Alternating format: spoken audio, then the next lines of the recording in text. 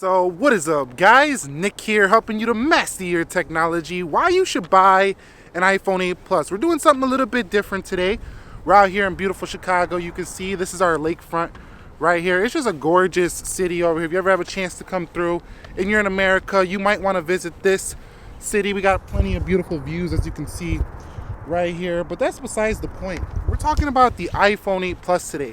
I've actually had the iPhone 8 Plus since launch day, and I've actually liked it so much that I went ahead and traded it for the product Red when it did launch, as you can see right here. So my aim in this video is to help you decide if in 2019, is this phone going to be worth it for you? With the iPhone XR, the iPhone XS Max, and the iPhone XS available, the iconic 8 Plus might be something that makes you question, is it really worth it? That's what we're going to find out right now. Let's get into it. Let's go.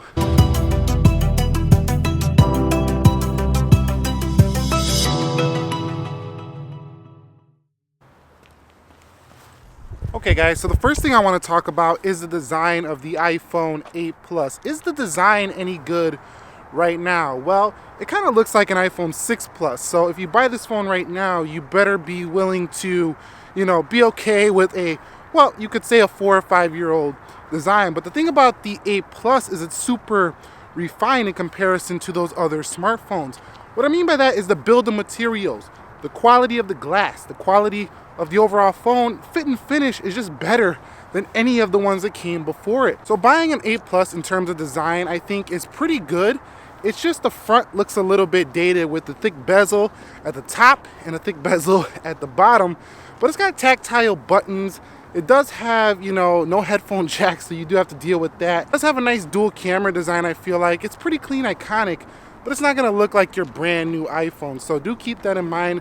If you do decide to pick up an iPhone 8 Plus, you do have to deal with that older looking design. Now, if I could say one thing about the build, it's that it's a little bit fragile. So what I mean by that is that if you have a glass back, if you drop it, it's pretty much over it. I'm actually a little bit afraid right now to drop it out here by all these rocks and such. And I'm actually really monitoring my pocket to make sure that it doesn't slip out, because for videos, I take it out of the case. So what I'm trying to get at here is that if you're gonna buy an iPhone 8 Plus, you better be ready for wearing a case, because this is not a phone that you're just gonna have as a rugged device that you can just throw on a table and it's gonna be okay. In addition to a case, I would really recommend getting a screen protector as well, because the screen on this phone is just like any other iPhone. If you abuse it too much, it's gonna look pretty trashy within a couple of weeks even. Allow me to elaborate a little bit on the iPhone 8 Plus's display. So it does have that standard 16:9 look and feel of this display. You're not gonna see it here, but it's a pretty, flat rectangle kind of square display on this device. And it has 3D touch, so that is a benefit over the iPhone XR, say. And also, it's pretty sharp, I would say, for an LCD. I like the way Apple has calibrated the display on the iPhone 8 Plus for at least having an LCD. So what I mean by that is with True Tone in the colors, it looks very natural and clear.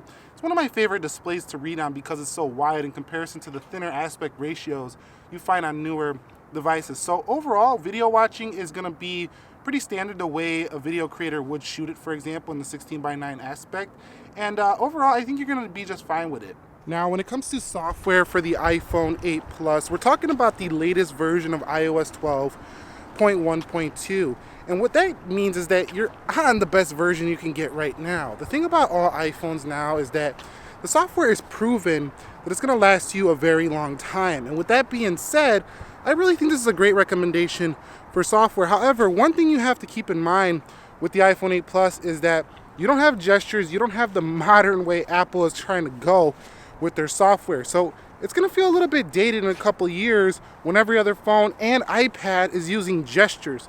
So in 2019, buying it, it's still okay, but I'm just saying, if you're trying to feel like you're on the cutting edge of Apple, you might not like the way it operates. But if you're looking for an 8 Plus, you probably already know that you're gonna get Touch ID, you're gonna get the older way that it operates, and that can be okay for many people. With the power under the hood of this phone, it's gonna be just fine when it comes to software, all the included features like screen time, as well as battery graph enhancements, and there's just many more features in iOS 12 that made this a really stable but really refined version of the OS. Okay guys, so the thing is with the iPhone 8 Plus, you're getting a performer that is basically on par, I feel like, with even the iPhone XS Max. Okay, the XS Max definitely better on benchmarks and definitely better on paper.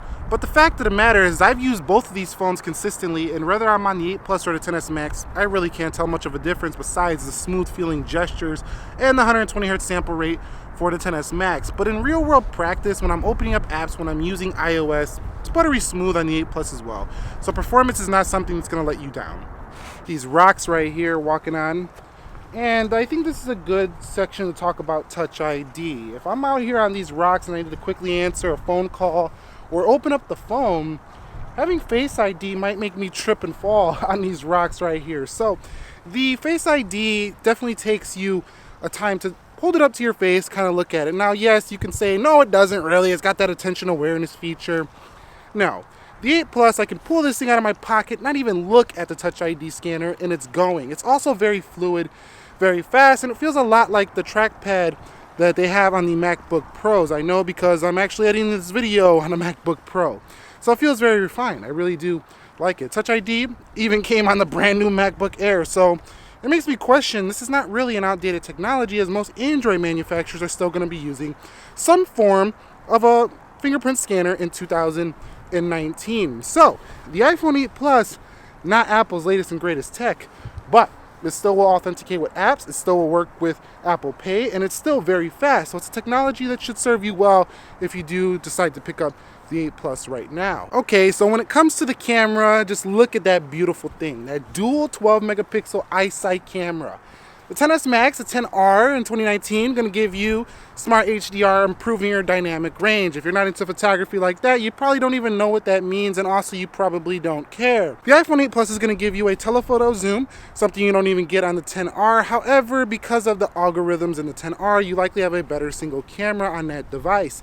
The 8 Plus will give you 4K 60 frames per second, so some of the smoothest video you can find on a phone. Overall, I could say the camera is incredibly fast. The camera is also incredibly good for a phone, and I never was let down by it. I mean, getting the iPhone XS and XS Max is just being spoiled at this point. The camera on the 8 Plus will not let you down. It's got a good front-facing shooter as well. I just like the way the photos typically turn out on the front of iPhones. They typically turn out the way you kind of want them to look, like not too soft, not too sharp, not showing too much detail, just kind of right on point where you want them. So overall, I think that the 8 Plus is a versatile, strong video camera. It has been outdone by some competitors with photos, but it won't let you down. If you buy it in 2019 at its cheaper price point than other iPhones, it should do just fine. One of my favorite things to talk about is battery life. And last year, I always recommended the 8 Plus as my favorite phone in battery life of last year, and it's pretty much held up. I'm actually using this as my main phone today, and it actually has 100%. I left my house to come do this video about an hour and a half ago. Haven't even lost the percentage. Yes, I haven't been doing much. I've been texting a little bit here and there. It's also doing a couple of web searches, and I could say that I'm getting about 6 hours, 7 hours on screen time with this device. Standby is incredible as it is on pretty much all current iOS devices if your battery is up to date and the health's not too low. On the whole, the iPhone 8 Plus will not let you down when it comes to battery life if you buy it in 2019. So one thing about audio, the newer phones did really improve here when it comes to the stereo sound. The speakers also got louder in the newer devices. However, the dual speakers in the 8 Plus were the second generation of the speakers in the 7 Plus, which were also louder than the first time Apple brought dual speakers in the 7 Plus. So the 8 Plus has very acceptable speakers. They're plenty loud, and they're not going to let most people down. So the video recording sound, though, will let you down in comparison to, say, a 10R, a XS Max, or a XS. So if you're doing video and you're going to rely on the phone to do your video recording like I'm doing here, this is on a Rode mic, so definitely not phone recording, you're going to be let down by the mono audio unless you're really close. So with that being said, audio is pretty good overall on the phone. Movies sound good externally. You do get a dongle in the box, I believe, if you get one of the older made ones. If you buy it now at the Apple Store, not sure you're going to get that in the box. But at the same time, the audio is pretty good. Bluetooth connections are very fast with 5.0, and I just think that audio is not going to be something you're complaining about unless you really want a headphone jack on your phone. And if that's the case, why would you even look at an iPhone 8 Plus? You probably wouldn't. Oh yeah, what's that? Oh, you're not a real contact? Never mind my fake call for the video. We're talking about phone call quality here right now with this phone. hasn't let me down. I gotta be honest with you, the 8 Plus has never really dropped many calls. I think I had one, maybe one entire year of using this phone. So if you're getting a phone in terms of your phone calling in 2019, you really can't go wrong with many. If a phone sucks at phone calling this year, goodbye. Just don't even buy it. So if you're buying this one, I'm telling you right now, the 8 Plus doesn't do bad at all. 8 Plus is pretty strong in phone call quality. So overall, what do I got to say about the iPhone 8 Plus as a whole? Why you should buy this phone is because it's cheaper than most of the other iPhone offerings out there. I'm saying the XR, the XS Max, as well as the XS. In addition to that, this phone offers something you're probably already used to, Touch ID. Good performance, but even better performance with the iPhone 8 Plus. Case selection is huge for this device. If you have a 6S Plus, an iPhone 7 Plus, many of your accessories will work with this product. Also, I think that if you go to sell it, you should still get a pretty good return on your investment because it's an Apple device. And I don't think just because the design's getting dated that you won't be able to make a good buck on this phone. You still will, just because simply it runs iOS. The investment will be less and you'll stay updated for years to come.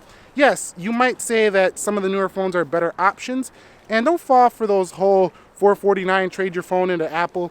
The XR is $749 right now. If you trade your phone in, you're basically selling it to Apple for less than you could get third party. If I was looking for a powerhouse phone that didn't really have to stretch my wallet into, $800, $900, I would look for a third party 8 Plus right now for maybe, $500, $600. It's a pretty solid smartphone, and not many phones have the power this phone has with the A11 bionic chipset. So you guys might totally disagree with me, so let me know your thoughts down below in the comments section. I am going to be recommending other iPhones. This is not to say I don't love the XR and the XS and the XS Max and all the other awesome phones out there. I love them all, but this one is one that I particularly liked because of many features that it did offer, such as the overall refined feel of the older design. But this is a phone I really liked because I like when a phone is at its ultimate refinement, and this was like the last edition of the 8 Plus, or that series of design, so it was the best version of it ever. Like I say, let me know your take down below. Let me know what you think about this type of video. This is pretty fun, getting out here and talking.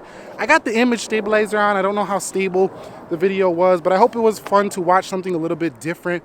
It's 2019, we're mixing it up, and subscribe if you haven't already. Nick here, helping you to master your technology. I will catch you all in the next episode. Be sure to be well, and peace.